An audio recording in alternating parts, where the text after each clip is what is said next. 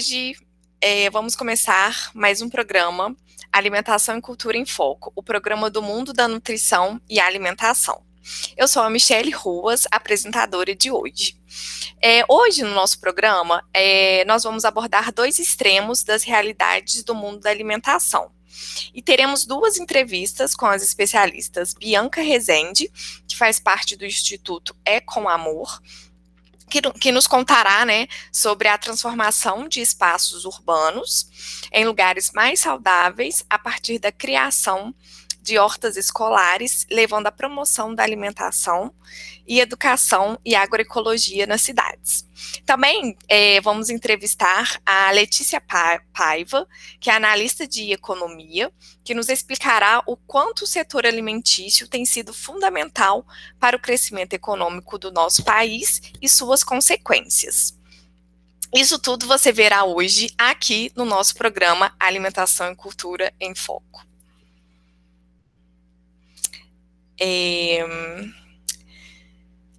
Bianca? Ei, Michele, tudo bem? Boa tarde, gente. Boa Bom tarde. dia, boa tarde. Então, Bianca, fala um pouquinho pra gente como é o Instituto É com Amor. Então, o Instituto É com Amor, ele teve início no ano de 2016, em Goiânia, e é uma organização da sociedade civil. E o Instituto tem como missão conectar indivíduos, como funcionários, estudantes e famílias, por meio da promoção da divulgação de hábitos saudáveis, como o cultivo de hortas agroecológicas, que são aquelas que não têm insumos químicos e nem agrotóxicos, a promoção da segurança alimentar de comunidades carentes, na ocupação e transformação de espaços ociosos em produtividade dentro de instituições públicas, no compartilhamento de saberes tradicionais também, estimulando o uso de plantas alimentícias também, que são as PANCs, plantas alimentícias não convencionais, como Ora Pronobis, Serralho e tudo mais, e na criação de uma cultura de sustentabilidade e autossuficiência. Ah, sim. E como que a implantação da horta na escola influenciou na alimentação dessas crianças? Então, como os estudantes reúnem forças em prol de um bem comum, que é a construção da horta, eles se sentem envolvidos com o projeto. E mesmo aqueles estudantes que não se interessavam pelo consumo de vegetais e hortaliças antes da chegada da horta, agora eles passam a consumir, porque eles criam uma relação de protagonismo com os alimentos e querem comer aquilo que tenha sido produzido por eles, com a ajuda deles na escola na escola que ele estuda. Ah, isso é muito bacana. E como os pais e responsáveis pelas crianças reagiram à criação dessa horta? Então, como o cultivo das hortas remetem memórias afetivas, como lembranças ligadas ao ato do cultivo, ao sabor, ao cheiro do alimento, ao poder curativo das plantas medicinais, os familiares participam do processo de desenvolvimento da horta. Com isso, eles também atuam na manutenção da horta e tornam um meio de alfabetização ecológica e comunitária, tem a troca dos saberes. Então, não são só os estudantes e funcionários que participam da horta, é uma ação comunitária. Ah, tá. Isso é muito bom para o desenvolvimento da criança também, né? E você acha que o cuidado que os estudantes têm com a horta pode ajudar no desenvolvimento de uma consciência ambiental? Claro, com certeza. Eles aprendem muito sobre produção de alimentos sustentáveis, uma vez que a horta é um espaço aberto para o diálogo e a reflexão dessas questões. E eles criam uma conexão com o desenvolvimento de outros projetos sustentáveis na comunidade escolar, não só a horta. E por fim, conta um pouquinho aqui pra gente. Você acha que é possível outras pessoas começarem o cultivo das hortas nas escolas também? Olha, eu acredito que seja possível sim. Mas antes de tudo, é preciso pensar no principal, que é a participação da comunidade. Além disso, não existe uma fórmula perfeita para a criação da horta, porque cada comunidade tem características próprias. Mas de início, nós podemos começar a conversa com os estudantes e esses levarem os projetos, o desejo que eles têm do projeto para os pais, para mobilizá-los. E a partir daí começar reuniões, que é muito importante ter em mente sempre conduzir as atividades de forma compartilhada e participativa. Ah, isso mesmo. Bom, Bianca, muito obrigada pela sua contribuição e o relato da experiência do Instituto aqui com a gente, né? Com as hortas comunitárias.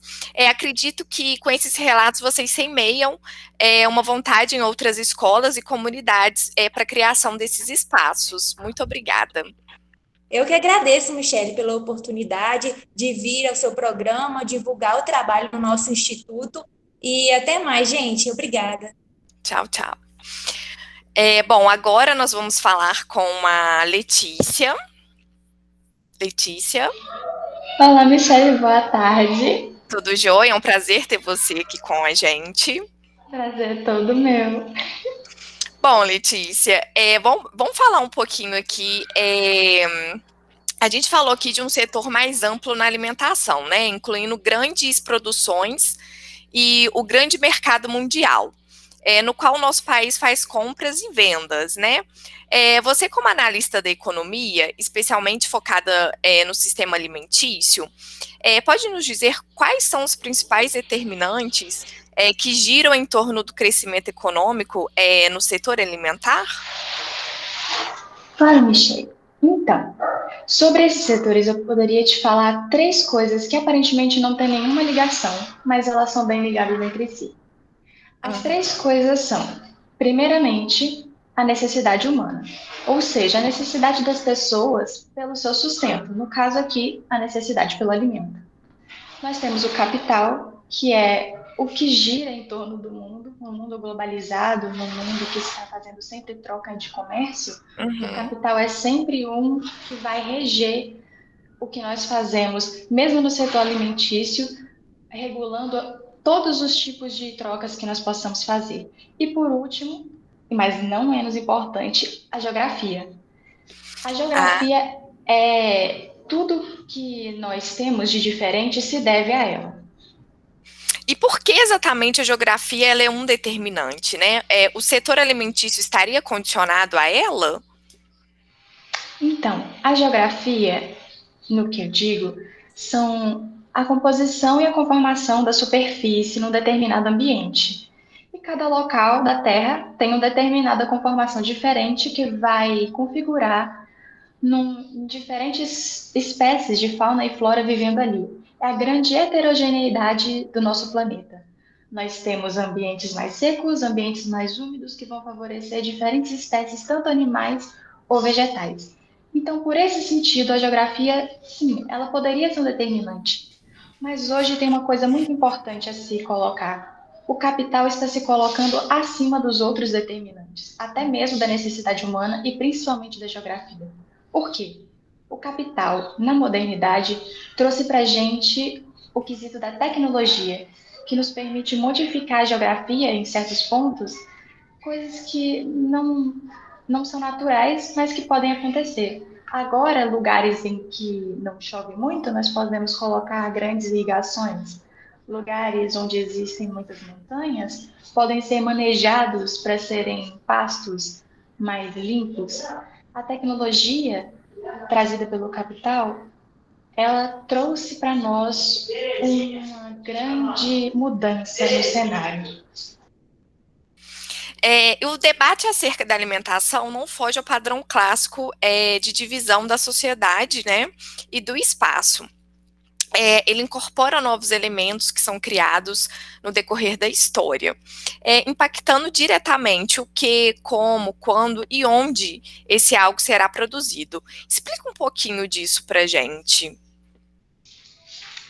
Claro.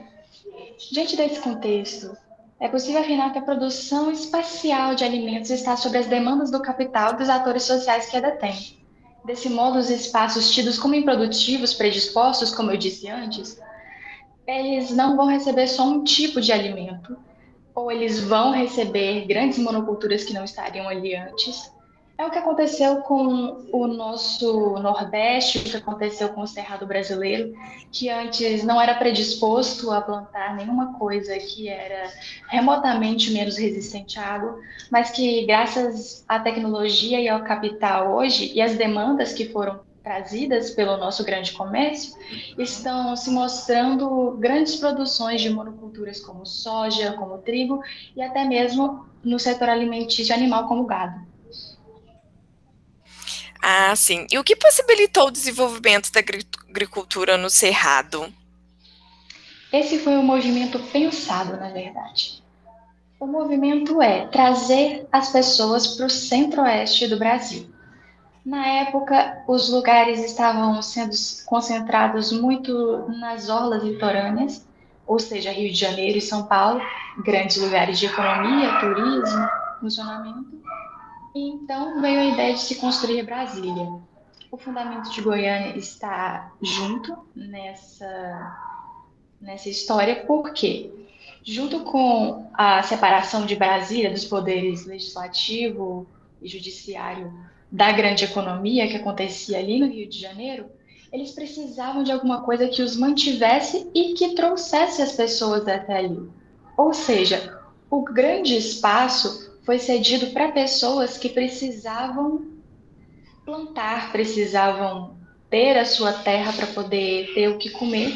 E era dessa forma um incentivo que o governo estava pedindo que as pessoas se mudassem para lá, vissem a grande terra que eles poderiam ter.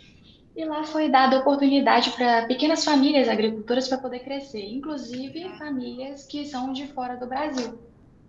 Ah, que bacana. É, e a gente sabe também, né, que foi criado também uma colônia agrícola nacional de Ceres, né, que é a CANG. Fale um pouquinho Isso. pra gente, um pouquinho dessa colônia. Então, justamente essa gangue que foi destinada a receber os agricultores e as pequenas famílias rurais, os cidadãos brasileiros reconhecidamente pobres e Uhum. que estavam dispostos a fazer trabalhos agrícolas ou estavam acostumados com trabalhos agrícolas. E esse foi o pontapé da inserção do centro goiano na agricultura moderna, que hoje dá tão certo. Ah, entendi. E isso teve impacto positivo na agricultura moderna, né, como vemos hoje.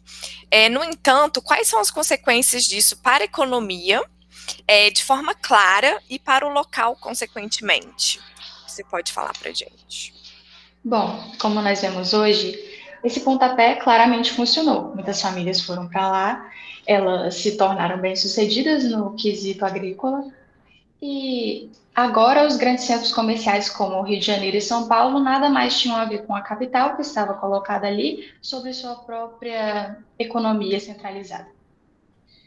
Ali, de certa forma, nós começamos a crescer como país. Foi o pontapé também da nossa economia internacional anos mais tarde. É claro que eu não vou entrar em detalhes históricos aqui, mas assim que nós começamos a conseguir negociar com outros países e também conseguir fazer comércio dentro do nosso próprio país, as grandes produções agrícolas, tanto vegetais como animais de gado que nós tivemos, elas foram essenciais para a nossa economia. Ou seja, num quesito, digamos, monetário, esse lugar, sendo feito de monoculturas gigantes e grandes pastos para gado, foi uma excelente ideia. Entretanto, saindo da minha área, Uhum. é uma grande perda do cenário natural do Cerrado. Ali tinham espécies importantes que hoje não são extintas, claro, mas elas perderam bastante espaço. As monoculturas impediram que outros tipos de espécies específicas do locais crescessem ali, e um tanto quanto impediram as pequenas famílias agricultoras de poder plantar uma plantação de forma heterogênea. E isso é o ponto ruim, não para a economia brasileira, mas para o local em si. Uhum, entendo. E você poderia explicar um pouquinho para a gente, citar alguns exemplos, de novos itens produzidos pela agroindústria e os impactos causados por esses itens? Claro, algumas alternativas. Perdão, eu até me perdi aqui. Com o processo, os costumes típicos das áreas rurais foram sendo ignorados e colocados em esquecimento. Então passou-se a entender que surgiu uma sociedade predominantemente urbana. Assim, a agroindústria se apropriou desse contexto produzindo itens para essa nova sociedade, como o milho verde em conserva, que é tão utilizado, embutidos como a salsicha, e patês, empanados específicos, cortes de frango e entre outros alimentos processados e ultraprocessados. O consumo desses produtos gerou uma série de impactos socioambientais, claro, desde o aumento do número de pessoas acometidas por certas enfermidades, até o alto nível de sedentariedade, ampliação da pobreza, tanto no campo quanto na própria cidade, e os problemas de compactação do solo devido à utilização do maquinário pesado que usou para a contaminação do lençol freático, infelizmente. E foi causado pelo uso dos agrotóxicos, que nós conhecemos bem. Muito bem, né? E para encerrar, Letícia, a nossa entrevista aqui hoje, eu queria saber um pouquinho mais da sua opinião quais são, né, as melhores formas de se posicionar tanto criticamente e ativamente no âmbito de uma alimentação ecologicamente correta.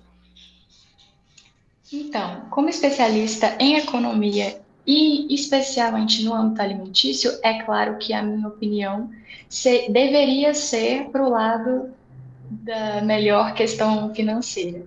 Porém, eu entendo que existem muitos outros quesitos que não estão sendo atendidos aqui. E eu tenho, sim, algumas alternativas que eu consideraria um tanto pessoais, mas que acho que são válidas. Eu acho que nós precisamos regredir no sentido da modernização para poder voltar a ter uma saudável. Ou seja, voltar a ter aquelas culturas heterogêneas de plantação específica, aqueles pontos familiares que nós tínhamos antes. É claro que nossa economia está muito ligada às commodities, nós devemos muita coisa a essas produções, mas as nossas próprias famílias brasileiras estão sofrendo tanto com essas commodities que não estão se alimentando corretamente. Eu gostei muito do projeto da entrevista anterior, É com Amor. A Bianca apresentou hortas que são sem agrotóxicos, que são coisas que a sociedade, que a comunidade pode aproveitar. E é disso que estamos precisando nas cidades. Nós precisamos que sejam feitas hortas pequenas, que se comprem de pequenos proprietários, que se usem mais das verduras, dos legumes que vêm da terra sem esse processo tão agressivo que nós estamos fazendo para poder produzir em massa, porque no final das contas a saúde ela vai valer muito mais do que o dinheiro, minha opinião pessoal. Isso mesmo, isso eu também concordo. Bom, Letícia, muito obrigada pela sua presença. Obrigada a vocês, prazer estar aqui. Tchau, tchau. Bom, gente, por hoje é isso. Chegamos mais a um final de um programa, né? Com entrevistas maravilhosas que tivemos. Foi um prazer conversar com vocês. Espero podermos conversar novamente em breve. E esse foi o programa de hoje. Muito obrigada pela atenção. E não se esqueça que amanhã a gente vai ter uma entrevista maravilhosa também com a doutora Fernanda Souza, falando sobre a pesquisa extensa, né, que ela realizou em regiões da América Latina. Tá joia? Beijo, gente. Tchau, muito obrigada.